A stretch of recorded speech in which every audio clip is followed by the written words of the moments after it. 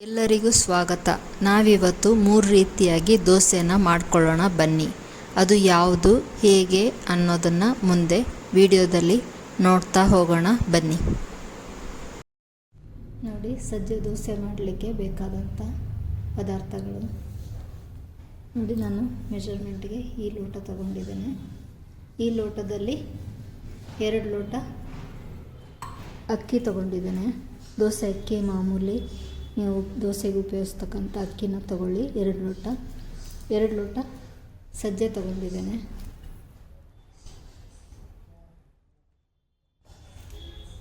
ಉದ್ದಿನಬೇಳೆ, ಇಡೀ ಉದ್ದಿನಬೇಳೆ ತಗೊಂಡ್ರೆ ಒಳ್ಳೆಯದು ಅಂತಾರೆ, ಚೆನ್ನಾಗಿ ಉದುಗು ಬರುತ್ತೆ ಅಂತ. ಅದಕ್ಕೋಸ್ಕರ ಇಡೀದು ಬೇಳೆ ತಗೊಂಡಿಲ್ಲ, ಇಡೀ ಕಾಳು ತಗೊಂಡಿದ್ದೇನೆ. ಇದು 1 ಲೋಟ. ಆಮೇಲೆ ಇದು ನೋಡಿ, 2 ಸ್ಪೂನು ಕಡಲೆಬೇಳೆ, 2 ಸ್ಪೂನ್ ಮೆಂತೆ, 2 ಸ್ಪೂನ್ ತೊಗರಿಬೇಳೆ, 2 ಸ್ಪೂನು ಹೆಸರುಬೇಳೆ ತೊಗೊಂಡಿದ್ದೇನೆ. ಇದು 3 ಹಾಕಬೇಕು. ಇದು ನಿಮ್ಮ ಇಷ್ಟ, ಬೇಕಿದ್ದರೆ ಹಾಕ್ಕೊಳ್ಳಿ, ಬೇಡ ಅಂದರೆ ಸ್ಕಿಪ್ ಮಾಡ್ಬೋದು. ಹಾಕ್ಕೊಂಡ್ರೂ ಆಗುತ್ತೆ, ಚೆನ್ನಾಗಾಗುತ್ತೆ. ಇದು ನಿಮಗೆಲ್ಲ ತೋರಿಸ್ಲಿಕ್ಕೆ ಬೇರೆ ಬೇರೆ ಇಟ್ಟದ್ದು.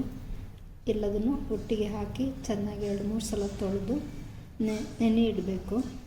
ರಾತ್ರಿ ನೆನೆಸಿದರೆ ಬೆಳಗ್ಗೆಗೆ ದೋಸೆ ಬೆಳಗ್ಗೆಗೆ ಕಡಿದ್ಬಿಟ್ಟು ಸಂಜೆಗೆ ಮಾಡ್ಕೋಬೇಕು. ಇಲ್ಲ ಬೆಳಗ್ಗೆ ನೆನೆಸಿದರೆ ಅಟ್ಲೀಸ್ಟ್ ಕಡಿಮೆ ಅಂದರೂ 6 ಅವರ್ಸ್ ನೆನೆಸಿದರೆ ಒಳ್ಳೆಯದು. ಎಲ್ಲದನ್ನು ನೆನೆಸಿ ಆದ ನಂತರ ಗ್ರೈಂಡರಲ್ಲಿ, ನಿಮ್ಮ ಹತ್ರ ಗ್ರೈಂಡರು ಅಥವಾ ಮಿಕ್ಸಿನೋ ಯಾವುದು ಅನುಕೂಲ ಇದೆ ಅದರಲ್ಲಿ ಕಡಿದು ಹಿಟ್ಟು ಮಾಡಿ ಇಟ್ಕೊಳ್ಳಿ. ಮತ್ತು ಹಿಟ್ಟಾದ ನಂತರ 6-7 ತಾಸು ಹುಳಿ ಬರಲಿಕ್ಕೆ ಇಡಬೇಕು. ಆಮೇಲೆ ದೋಸೆ ಮಾಡ್ಕೋಬೇಕು. ರೊಟ್ಟಿ ಇಷ್ಟಪಡಲಿದ್ದವರು ಈ ರೀತಿ ಸಜ್ಜೆನ ದೋಸೆ ಮಾಡ್ಕೊಳ್ಳಿ, ಸಜ್ಜೆ ದೋಸೆ ಮಾಡ್ಕೊಳ್ಳಿ. ಪೂರ್ತಿ ಸಜ್ಜೆನೇ ನಾವು ತೊಗೊಂಡ್ವಿ ಅಂದರೆ ತುಂಬ ಗಟ್ಟಿಯಾಗಿ ಬರುತ್ತೆ ದೋಸೆ. ಅದಕ್ಕೆ 2 ಲೋಟ ಅಕ್ಕಿ, 2 ಲೋಟ ಸಜ್ಜೆ ತೊಗೊಂಡಿದ್ದೇನೆ ನಾನು. ಮಾಮೂಲಿ ಆಗಿದೆ. ಒಟ್ಟಿಗೆ ಅರ್ಧ ಸೇರು, ಇದೆರಡು ಸೇರಿ ಅರ್ಧ ಸೇರಿದೆ.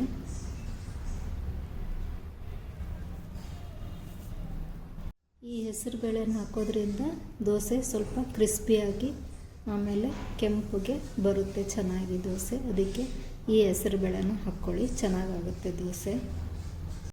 ಅವಲಕ್ಕಿ ನಿಮಗಿನ್ನೂ ಸಾಫ್ಟಾಗಿ ಬೇಕು ಅಂತಂದರೆ ಅವಲಕ್ಕಿನಾರು ಇಲ್ಲ ಸಾಗು ಅಕ್ಕಿನಾರು ಏನಾದ್ರು ಹಾಕ್ಕೋಬೋದು ನೀವು ಬೇಕಿದ್ರೆ, 1 ಹಿಡಿಯಷ್ಟು ನೀವು. ನನಗೆ ತುಂಬ ಹುಳಿ ಇಷ್ಟ ಇಲ್ಲ, ತುಂಬ ಹುಳಿನೂ ತಿನ್ನಬಾರ್ದು ಹೇಳ್ತಾರೆ. ಅದಕ್ಕೋಸ್ಕರ ನಾನು ಈಗ ಸೆಕೆಗೆ ಬೇಗ ಹುಳಿನೂ ಬರುತ್ತೆ, ಹಾಗಾಗಿ ನಾನು ಹಾಕಿಲ್ಲ.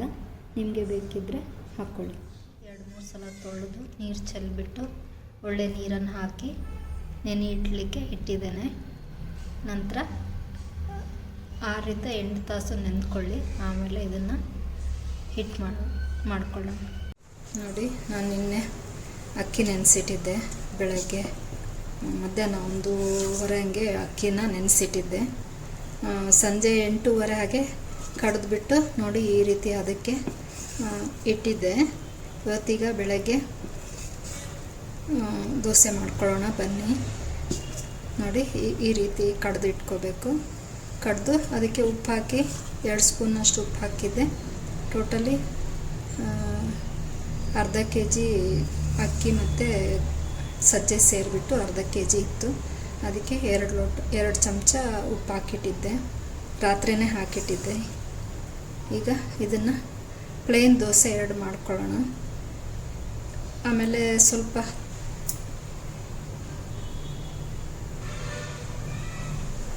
ನೋಡಿ, ಈ ಬೌಲ್ಗೆ ಸಣ್ಣದಾಗಿ ಹೆಚ್ಚಿಟ್ಟಿರ್ತಕ್ಕಂಥ ಈರುಳ್ಳಿ,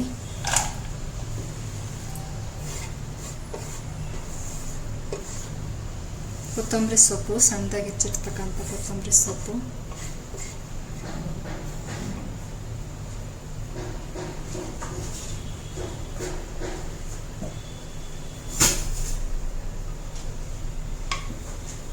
ಆಮೇಲೆ 1 ಇಡೀ ಕ್ಯಾರೆಟ್ನ ತುರಿದಿಟ್ಕೊಂಡಿರ್ತಕ್ಕಂಥದ್ದನ್ನು ಹಾಕ್ಕೊಂಡು ಮಿಕ್ಸ್ ಮಾಡ್ಕೊಳ್ಳೋಣ.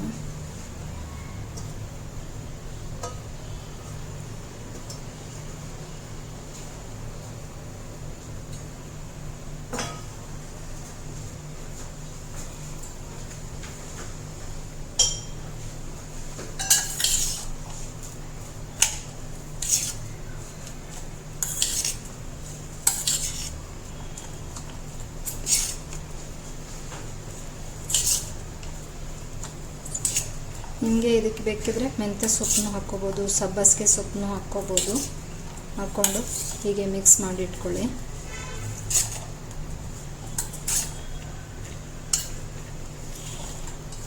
ಮಾಮೂಲಿ ದೋಸೆಗಿಂತ ಈ ಸಜ್ಜೆ ದೋಸೆ ಇದೆಯಲ್ಲ ಸ್ವಲ್ಪ ಟೇಸ್ಟ್ ಕಮ್ಮಿ ಅಕ್ಕಿ ದೋಸೆಗಿಂತ, ಹಾಗಾಗಿ ಸ್ವಲ್ಪ ಜನ ಇಷ್ಟಪಡೋದಿಲ್ಲ.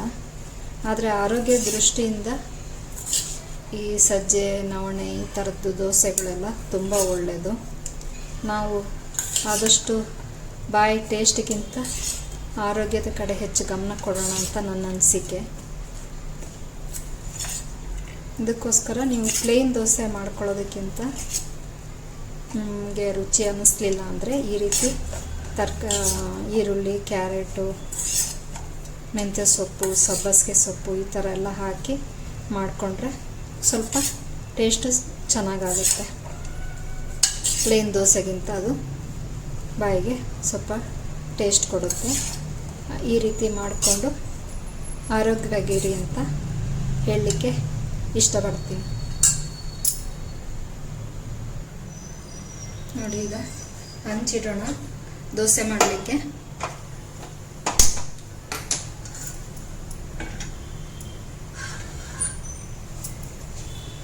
ಹಂಚು ಬಿಸಿ ಆಗಲಿ ಸ್ವಲ್ಪ.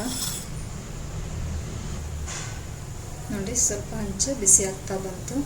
ಈಗ ಒಂದು ಸ್ವಲ್ಪ ಮೀಡಿಯಮ್ ಫ್ಲೇಮಲ್ಲಿ ಇಟ್ಕೊಂಡು ದೋಸೆ ಮಾಡೋಣ. ಸ್ವಲ್ಪ ಅದಕ್ಕೆ ಹಂಚಿಗೆ ತುಪ್ಪ ಹಾಕಿ ಈ ರೀತಿ ಒಂದು ಈರುಳ್ಳಿನ ಕಟ್ ಮಾಡಿ ಇಟ್ಕೊಂಡ್ರೆ ಇದನ್ನು ಹೀಗೆ ಮಾಡಿದರೆ ದೋಸೆ ಹಂಚಿಗೆ ಹಿಡಿಯೋದಿಲ್ಲ.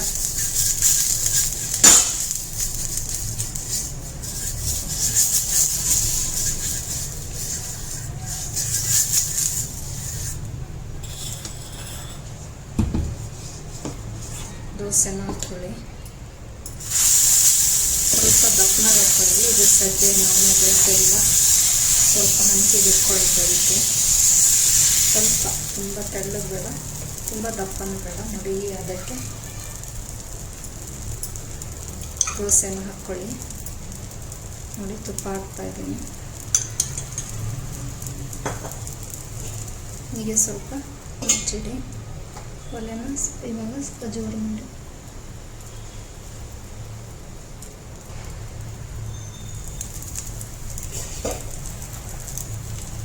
ಈಗ ನೋಡಿ, ಒಳ್ಳೆ ಕಾದಿದೆ. ನೋಡಿ, ಇಷ್ಟು ಇದಿದ್ರೆ ದೋಸೆ ನೀಟಾಗಿ ಬರುತ್ತೆ. ನೋಡಿ ಎಷ್ಟು ಚೆನ್ನಾಗಿದೆ.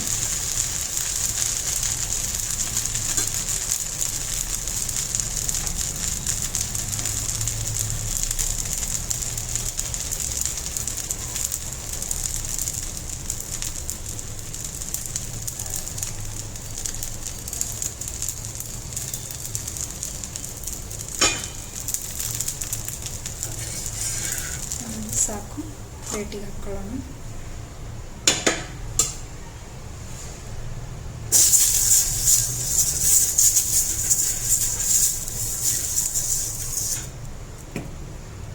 ದೋಸೆ ಹಾಕುವಾಗ ಸ್ವಲ್ಪ ಒಲೆ ಸಣ್ಣ ಮಾಡ್ಕೊಳ್ಳಿ.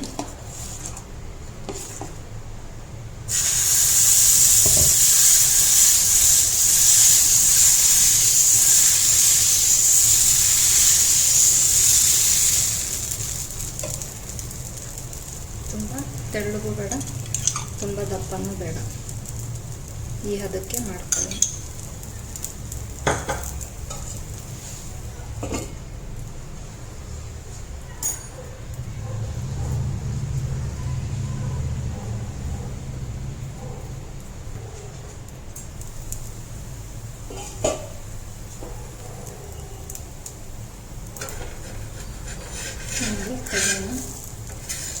ಎರಡನೇ ದೋಸೆನ.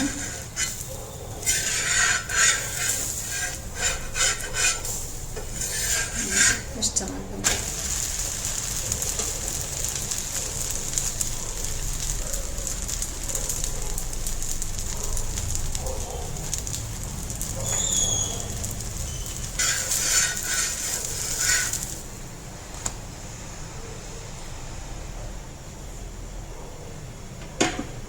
ಈಗ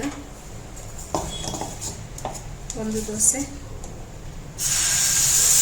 ನಲ್ಲಿರುಳ್ಳಿ ಕ್ಯಾರೆಟ್ ಹಾಕಿದ್ವಲ್ಲ ಅದನ್ನು ಹಾಕ್ಕೊಂಡ್ಬಿಟ್ಟು ಮಾಡೋಣ. ನೋಡಿ, ಈ ರೀತಿ ಹಾಕ್ಕೊಂಡಾರು ಮಾಡ್ಬೋದು.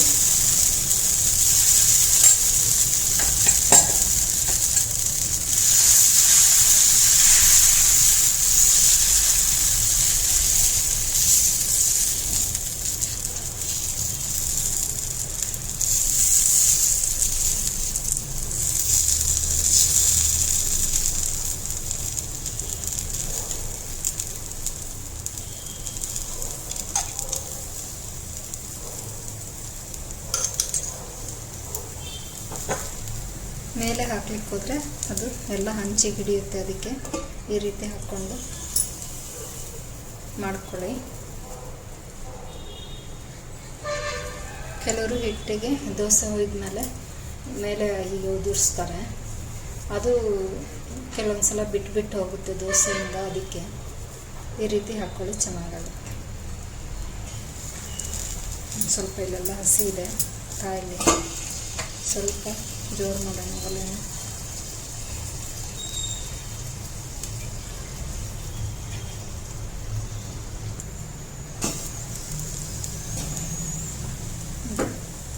ತಿರುಗಿಸಾಕ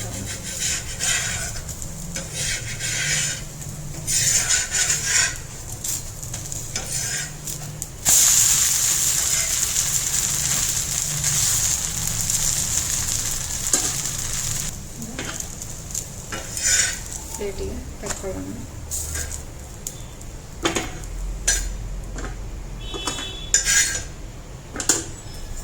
ಅದೇ ಥರ ಒಲೆ ಸಣ್ಣ ಮಾಡಿ ಇನ್ನೊಂದು ದೋಸೆ ಹಾಕ್ಕೊಳ್ಳೋಣ ಬನ್ನಿ.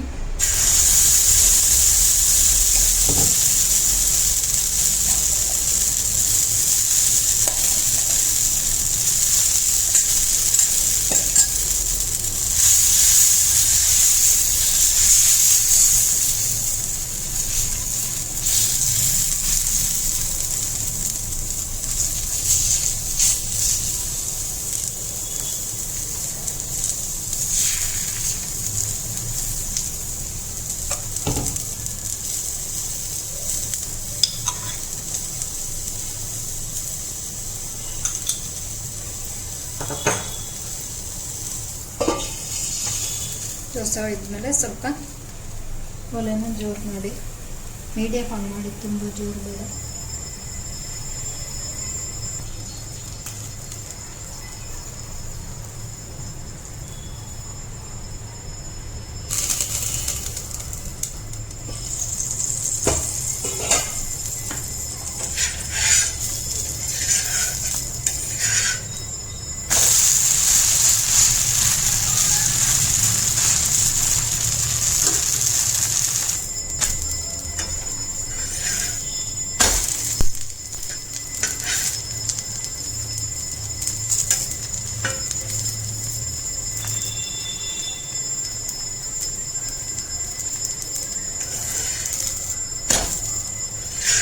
ನೋಡ್ಕೊಳ್ಳಿ, ಎಲ್ಲಿ ಕಾದಿಲ್ಲ ಅದನ್ನು ಮಧ್ಯಕ್ಕೆ ತಗೊಂಡು ಚೆನ್ನಾಗಿ ಕಾಯಿಸ್ಕೊಳ್ಳಿ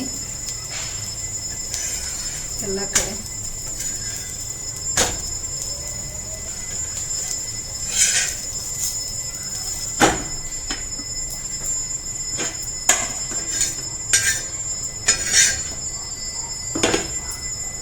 ಈಗ ಒಲೆ ಸಣ್ಣ ಮಾಡ್ಕೊಂಡು ಇನ್ನೊಂದು ಯಾವ ಥರ ಅಂದರೆ ಈ ಹಿಟ್ಟಿಗೆ ಇದನ್ನು ಹಾಕ್ಕೊಳ್ತೀನಿ.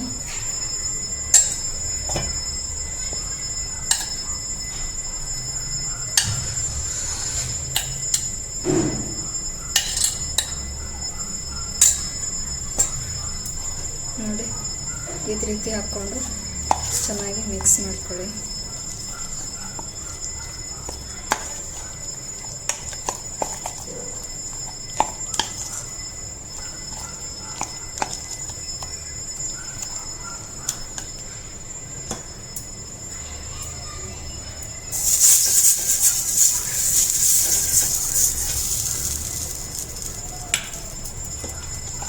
ಈ ಥರ ಮಿಕ್ಸ್ ಮಾಡಿಕೊಂಡು ಮಾಡ್ಬೋದು. ನಿಮ್ಗೆ ಯಾವ ಥರ ಇಷ್ಟ ಆಗುತ್ತೆ ಆ ಥರ ಮಾಡ್ಕೊಳ್ಳಿ.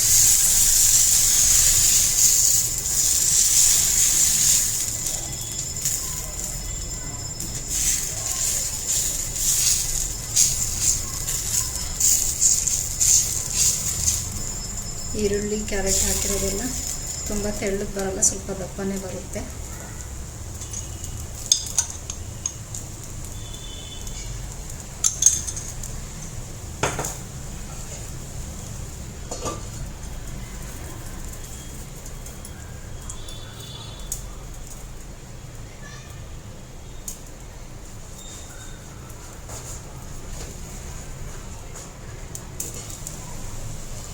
ಸ್ವಲ್ಪ ಕಾಯಿಲಿ ಇಲ್ಲೆಲ್ಲ ಸೇರಿಸಿದೆ,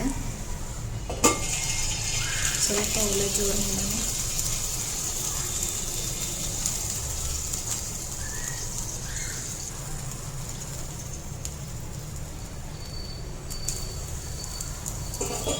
ನೋಡಿ ಇವಾಗ ತಿರುಗಿಸಿ ಹಾಕೋಣ.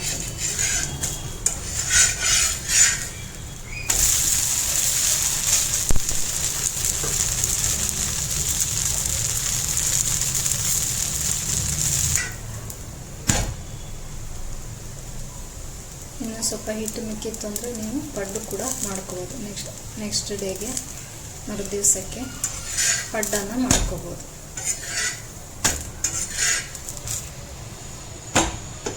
ನೋಡಿ ಇನ್ನೊಂದು ಮಾಡ್ತಾಯಿದ್ದೀನಿ ಅದೇ ಥರ.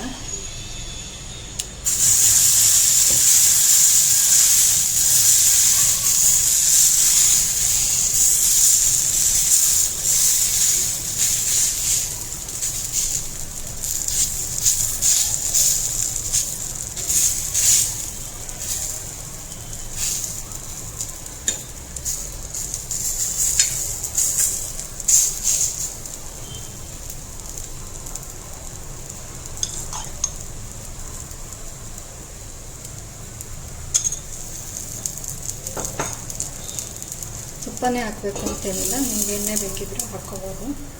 ನಾನು ತುಪ್ಪ ಇತ್ತು ಅದಕ್ಕೆ ಹಾಕಿದೆ.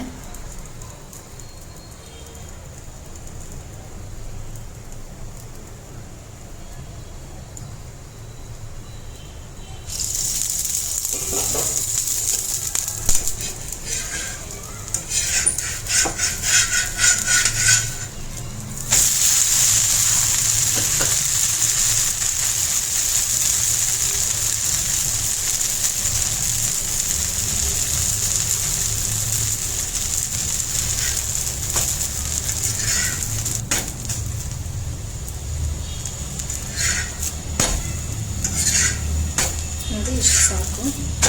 ಒಲೆ ಆಫ್ ಮಾಡಿಬಿಡ್ತೀನಿ. ದೋಸೆನೂ ತೆಕ್ಕೊಳ್ಳೋಣ ಪ್ಲೇಟಿಗೆ.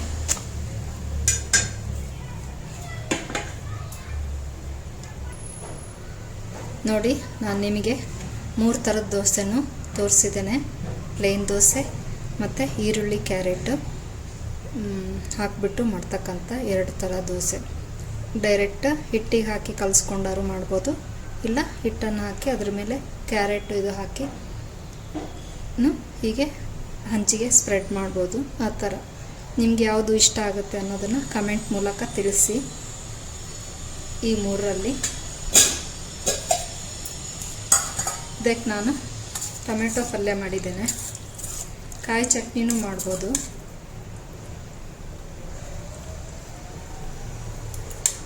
ಇದನ್ನು ಚೆನ್ನಾಗಿರುತ್ತೆ ಟೊಮೆಟೊದು ಪಲ್ಯ. ನಿಮಗೆ ಕಾಯಿ ಚಟ್ನಿ ಬೇಕಿದ್ದರೆ ತೆಂಗಿನಕಾಯಿ ಚಟ್ನಿನೂ ಮಾಡ್ಕೋಬೋದು. ನಾನಿವತ್ತು ಟೊಮೆಟೊ ಪಲ್ಯ ಮಾಡಿದ್ದೇನೆ. ಇದಕ್ಕೆ ದಯವಿಟ್ಟು ಹೇಗಿದೆ ಅನ್ನೋದನ್ನು ಕಮೆಂಟ್ ಮೂಲಕ ತಿಳಿಸೋದನ್ನು ಮರಿಬೇಡಿ.